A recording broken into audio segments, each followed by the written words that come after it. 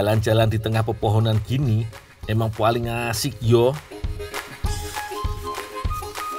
Oh iya, aku baru saja panen biji kaloco alias biji karet lur. Wis akeh iki, mau tak anterin dulu yo ke UMKM keripik biji kaloco.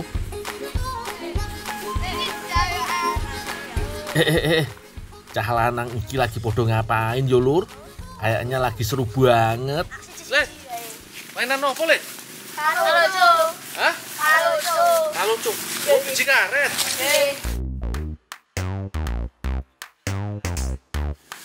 Gimana cara mainnya?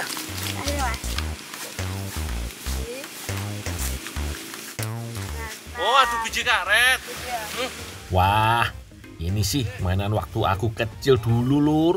Sini dek, lawan si Gundul, dijamin menang. Wong aku jagonya. Yo, siapa yang lawan? Nah, Oh alah Dul. Dienteni kas mau malah ngopo to kowe iki? Walah Mbak ya mbok tunggu sebentar. Kan lagi asik yo lur. Ana selandan dimasak, selat ditunggoni wong oke. Wes saiki ayo cepet selat dinteni wong oke apa ngerti to wik wijane iki.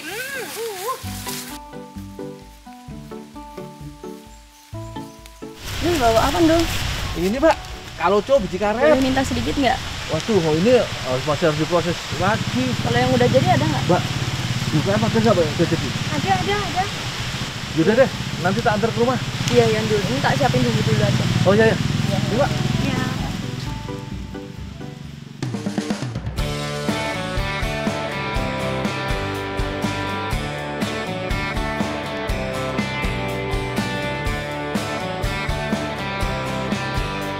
Pakai kata tulis. Ya Mbak. Ini Pak.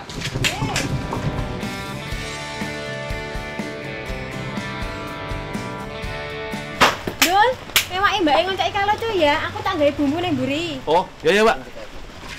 Ya, Mbak. Iki lur, UMKM olahan biji kaloco nih. Biji kaloco memang belum lazim diolah ya lur.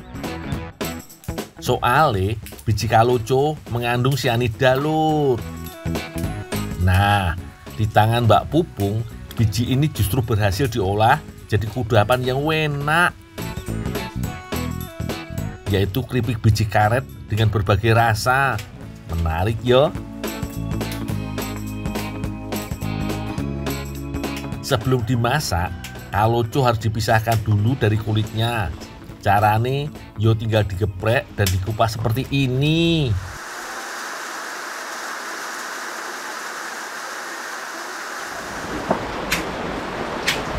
Dul, tolong udah kertas ini direbus ya Dul? Oh, iya Bu.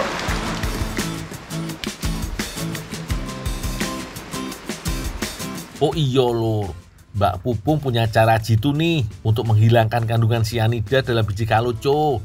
Carane dengan merebus biji kaloco dalam air abu sekam. Soale karbon pada abu sekam mampu menarik keluar sianida dan memindahkannya melalui pori-pori karbon. Selain itu, proses perebusan dalam abu ini bertujuan juga untuk melepaskan bagian kulit ari yang menempel pada biji kaloco.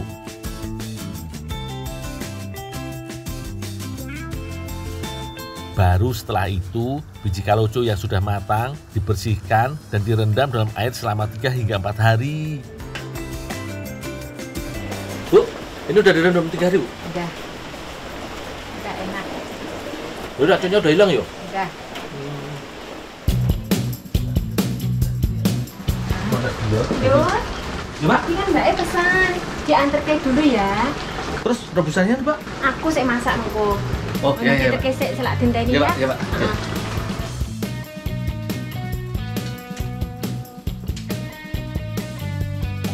Setelah melewati proses perendaman, biji kaloco baru bisa diolah menjadi keripik.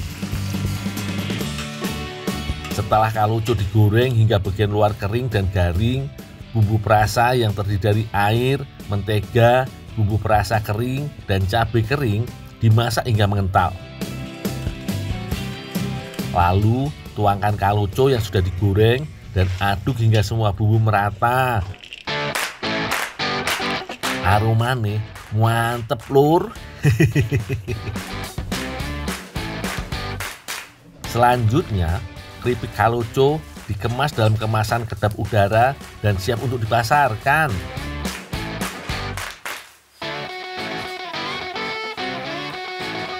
Mbak, ini tepung rotinya ya? Oh iya, makasih ya. Ya udah, tak tinggal ya, Mbak? Iya. Mbak, Ya, Mas. Mbak, ini Mbak kaloconya yang udah direndam 3 hari udah siap dimasak. Oh iya, Ndul, makasih ya. Boleh minta tolong sekalian buat bumbukin? Oh, ditunggu sekalian Mbak? Iya. Oh, iya Mbak. Iya, makasih ya, Ndul.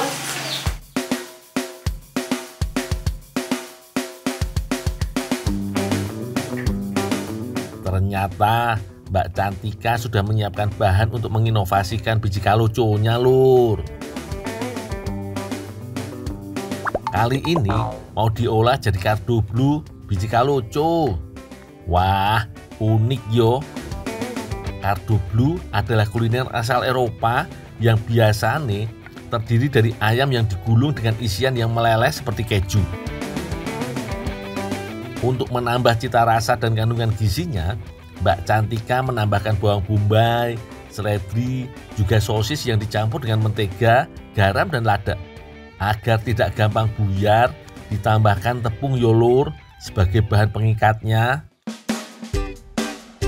Kemudian Mbak Cantika menyiapkan keju dan telur sebagai bahan pelengkapnya.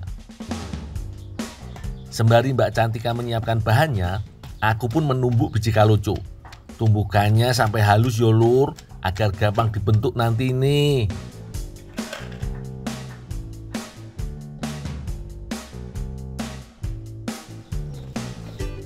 Mbak, ini Mbak, kaloconya Mbak udah tak tumbuk Mbak. Makasih ya, Ndul.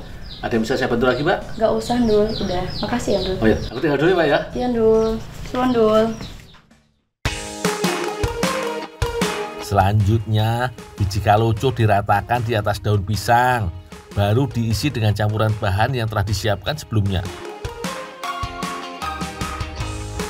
Gulung perlahan menggunakan daun pisang dan rendam dalam kocokan telur.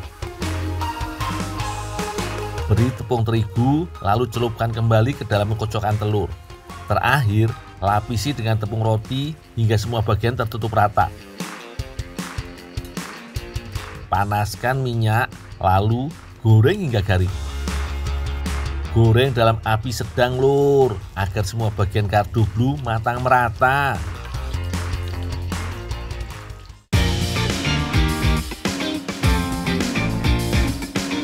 Nah, iki kardoblunya sudah jadi. Gimana lur? Mantep toh tampilannya?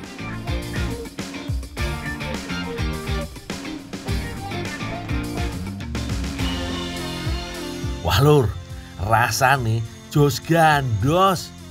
Biji kaloconya gurih dan lembut, bagian luarnya garing banget, sedangkan isiannya meleleh di lidah. Perpaduan cita rasa yang tiada tara. Mbak Cantika emang paling jago yo. Aku nambah yo Mbak.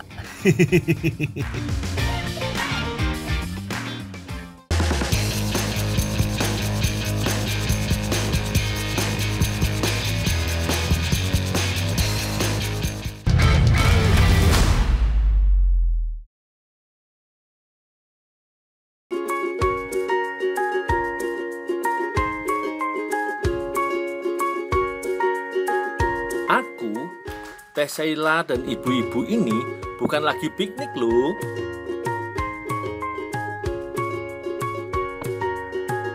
Walaupun tempat yang aku datangi ini memang dikenal sebagai tempat wisatanya orang Garut.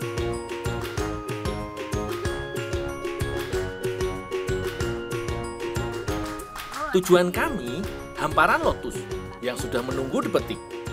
Wah, bakal panen banyak nih. Awal musim penghujan menjadi penanda lotus yang tumbuh subur.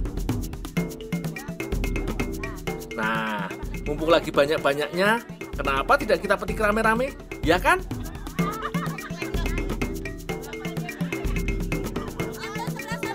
Wah, rupanya dari jauh, ibu-ibu sudah menandai mana saja lotus yang akan dipetik.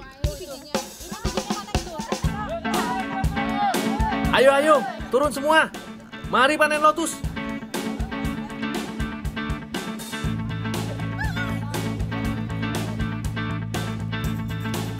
Kata Tessela, lotus bukan tanaman asli Indonesia. Tanaman air ini berasal dari India. Wah, seru juga. Untuk mendapatkan lotus, Tessela rela bermandikan lumpur.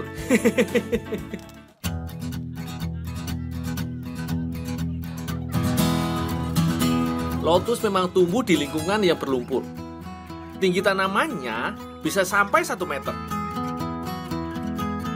Biasanya yang terlihat di permukaan air hanya daun dan bunganya.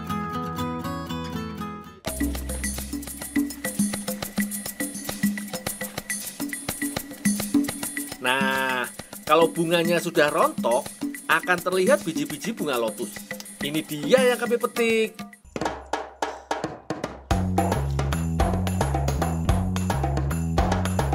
Kedalaman lumpur di sini berbeda-beda. Aku harus berhati-hati saat melangkah.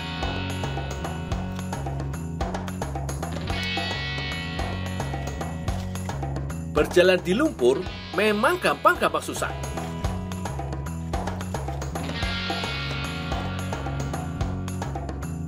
Wah, ibu-ibu saja dapat banyak, walaupun hampir seluruh kakinya berlumpur.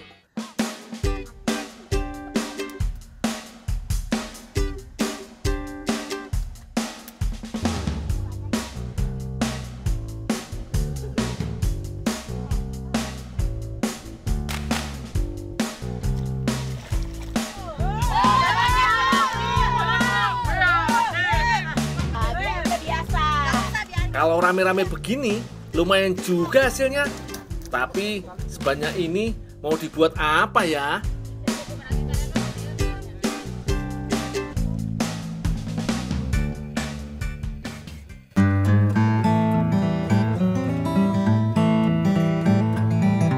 Oh, aku baru tahu kalau biji lotus akan diolah Tessela jadi lotus sumput. Katanya sih akan dibumbui balado. Semoga bumbunya dibuatkan yang pedas. Aku kan suka pedas.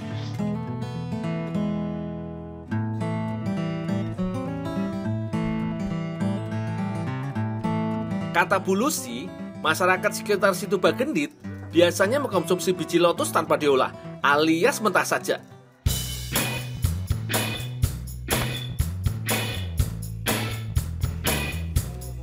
Tapi tentu saja yang dicari yang pas di lidah.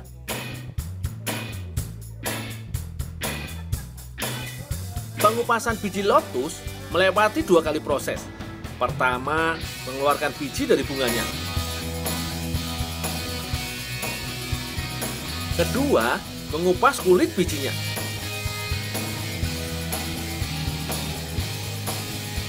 Biji lotus yang terlalu muda terasa sepat karena ada getahnya.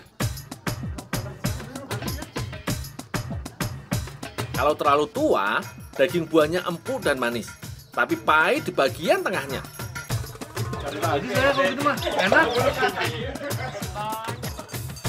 Nah, bagian inilah yang harus dibuang sebelum diolah. Kata Bu Lucy, ini adalah calon tuna.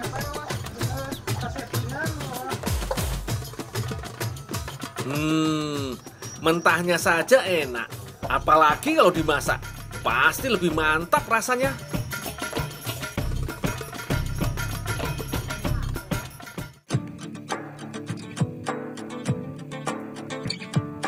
Bumbu lotus sumput sama seperti bumbu balado.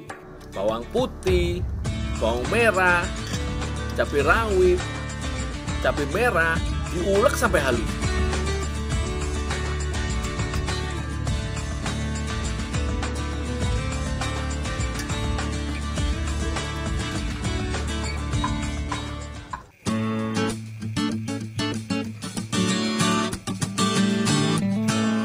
Ini teh biji lotusnya teh. Makasih dulu, tolong siapin api ya. Oh ya teh.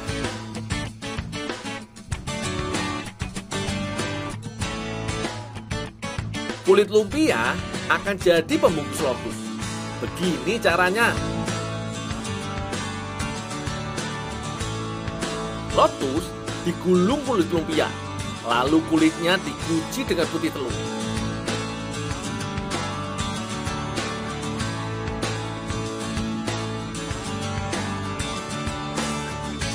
Nah, tampilannya jadi begini. Biji lotusnya terlihat seperti sungkut alias tersembunyi. Kalau kata orang Sunda. Siap deh, langsung lanjut ke dapur ya.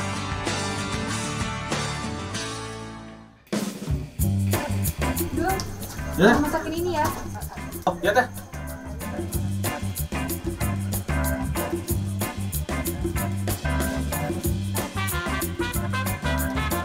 Ada 2 tahap pengolahan. Pertama, gulungan biji lotus digoreng. Semuanya harus terendam supaya kulit lumpia matang.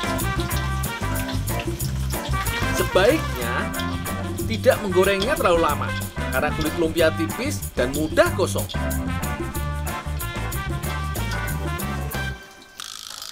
Kalau kulit lumpia sudah terlihat kecoklatan, langsung diangkat dan ditiriskan.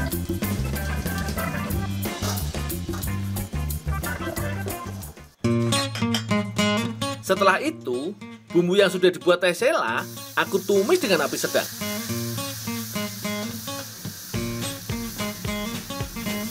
Oh iya, jangan lupa tambahkan gula pasir, daun jeruk, dan air asam ya.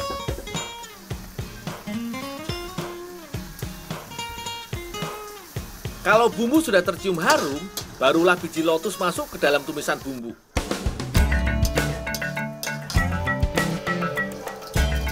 Tinggal diaduk sampai bumbu menempel rata.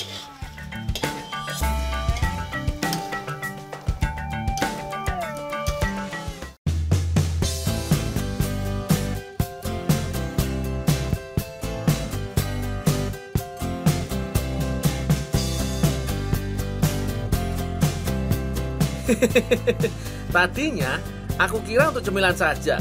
Ternyata disantap sebagai teman nasi pun enak. Uniknya, biji lotus tetap empuk walaupun sudah digoreng.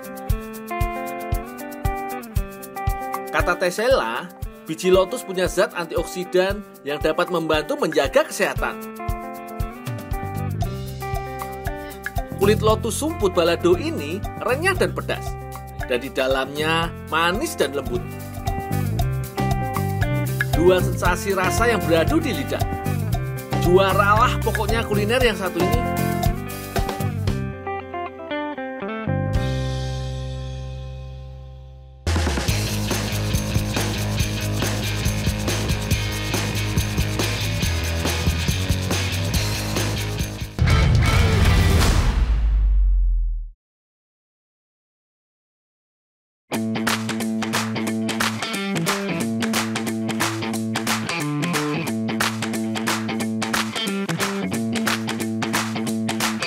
Lur, iki lho yang namanya Ashitaba, tanaman asal Jepang yang sudah dibudidayakan di beberapa daerah di Indonesia, seperti di Lombok, Tawangmangu, dan di Trawas, Mojokerto. Kalau di Trawas, Mojokerto, Jawa Timur ini, Ashitaba tumbuh subur di lereng Gunung Welirang, tepatnya di Desa Ketapan Rame. Bentuk daunnya mirip seledri ya lur, makanya masyarakat kita biasa menyebut Ashitaba ini seledri Jepang. Petani di sini biasa memanen daun Ashitaba 3 minggu sekali. Daunnya yang sudah tua lah yang dipetik. Setelah dipanen, daun Ashitaba harus langsung dicuci dalam bak air berukuran besar. Dalam satu keranjang ini berisi 15 kg daun Ashitaba segar lur.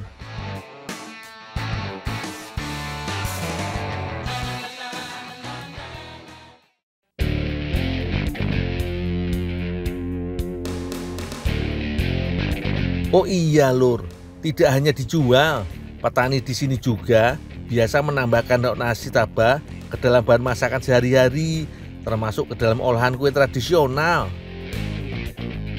Hari ini aku mau bikin kue gempol khas Trawas. Untuk jadi bahan kue, daun Asitaba harus diolah menjadi tepung dulu lur. Mulai dengan mengirisnya tipis seperti iki.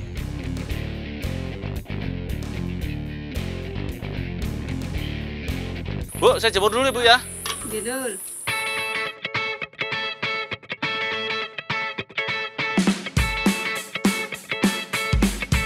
Penjemuran ini untuk mengurangi kandungan airnya sehingga mudah diolah menjadi tepung. Kalau cuacanya panas, lama penjemurannya bisa seharian. Kalau di musim hujan, yo bisa lebih lama lagi lur. Lanjut, tumbuk daun Asitaba yang sudah kering. Jangan lupa diayak yo, supaya bisa dapat tepung yang benar-benar halus. Tepung Asitaba ini bukan cuma bisa jadi pewarna makanan lur, tapi juga menambah rasa serta aroma makanan.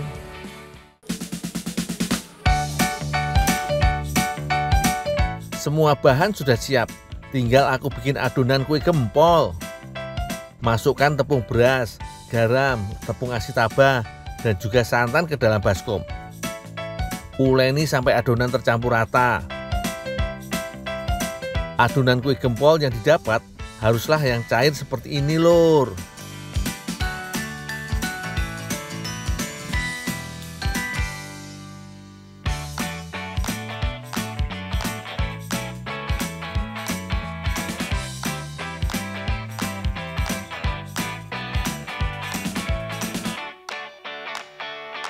Adonan kue gempol akan dimasak dengan api yang sedang. Selama dimasak harus terus diaduk yo, supaya nggak gosong. Setelah setengah jam, adonan yang awalnya cair akan mengental seperti ini lur. Sebagai penambah rasa, masukkan biji kacang panjang.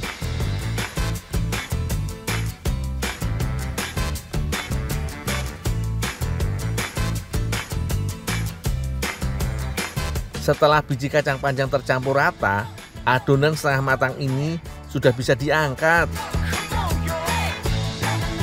Prosesnya belum berakhir di sini loh lur, masih harus dikukus supaya hasil kuenya benar-benar padat dan matang.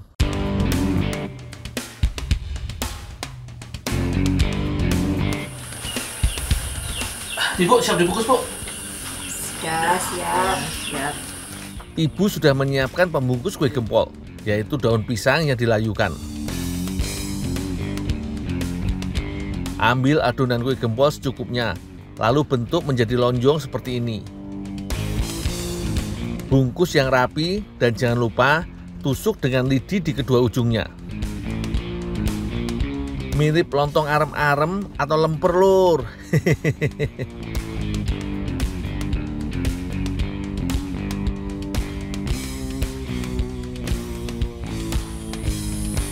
Dul, ini dikukus dulu. Oh ya Mbak.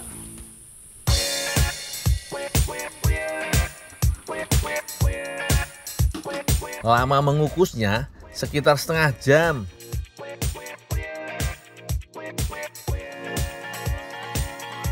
Setelah setengah jam, kue gempol Asitaba akan padat tapi juga lembut ketika dikunyah. Aku buktikan ya lur.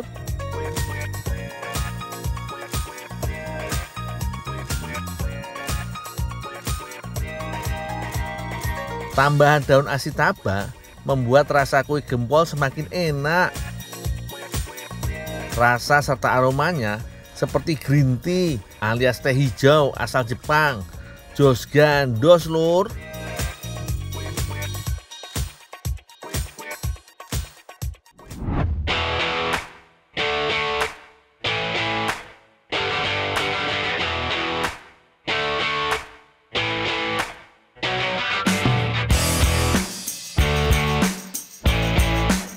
Lur, ikut aku cari sumber protein tambahan yuk.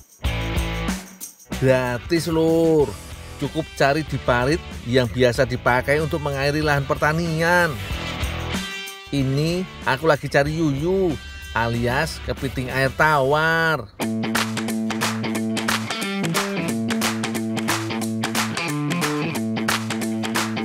Di tanganku bisa jadi masakan istimewa, Lur. Waduh, aku kena capitnya, Lur. Jangan-jangan yuyunya marah yo karena bakal ku masak. Puncak populasi yuyu adalah saat musim hujan. Cukup cari di lubang-lubang di sisi parit yang jadi tempat sembunyi yuyu. Dapat lagi toh? Mantap iki, Lur.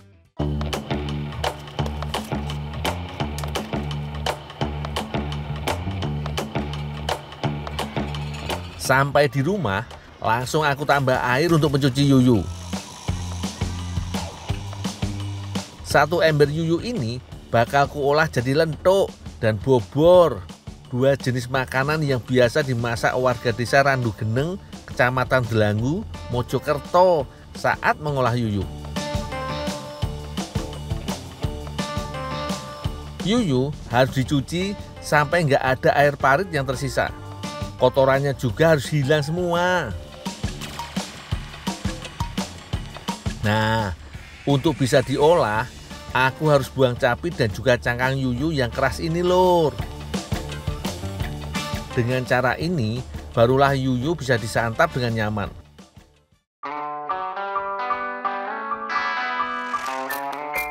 Ibu sudah mulai menyiapkan bahan-bahan lainnya nih, Lur. Yang pertama dimasak ibu adalah lentuk. Bumbu halusnya dibuat dari cabai, bawang merah, bawang putih, dan juga kemiri. Tambahkan yuyu, lalu ulek sampai yuyunya halus dan tercampur dengan bumbu. Terakhir, tambahkan singkong parutnya. Ulek sampai tercampur rata.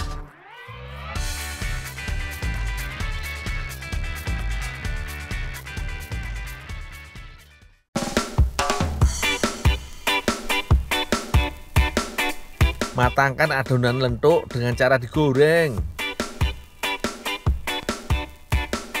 Semakin kering gorengnya, semakin enak, Lur.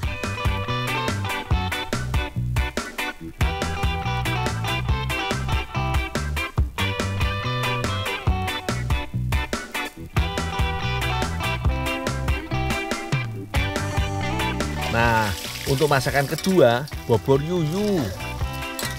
Yuyu yang tersisa digoreng terlebih dahulu. Aku yo nggak sabar, Lur, buat makan masakan istimewa iki.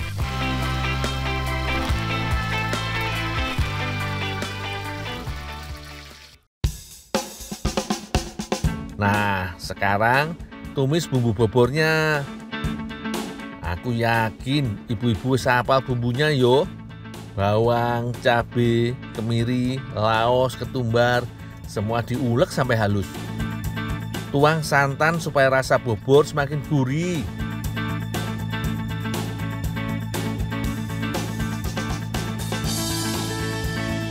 Setelah santan matang, masukkan yuyunya, ya, Lur.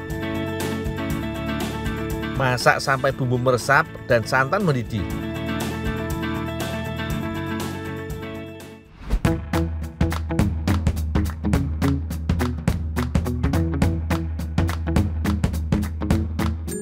Sengaja aku makan bobor dan lentuk yuyu tanpa nasi, Lur. Aku mau menikmati tulang lunak yuyu dengan bumbunya yang sudah meresap sempurna.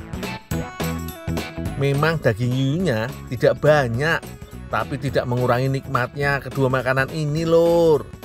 Jos gandos, Lur.